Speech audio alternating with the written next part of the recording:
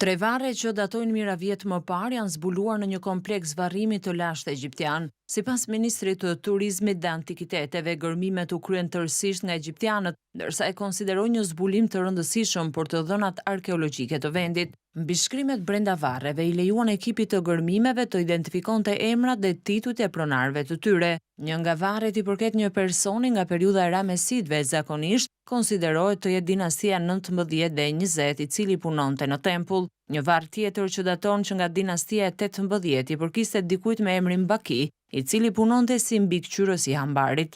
Varri i tretë që daton gjithashtu që nga dinastia e 18 i përkiste një personi të quajtur S, i cili identifikohej si person që mbante disa poste, mbikëqyrës në tempullin e Amunit, kryetar bashkie e oazeve veriore dhe shkrues. Varret shënojnë një tjetër zbulim të bërë këtë vit në Luxor, ndërsa do të nevojitet punë mëtejshme për të përfunduar pastrimin dhe studimin e mbishkrimeve të mbetura në këto varre. Në shkurt, një mision i përbashkët arkeologjik egjiptiano-britanik zbuloi varrin e mbretit Thutmose II, i cili u cilësua si një zbulim i jashtëzakonshëm.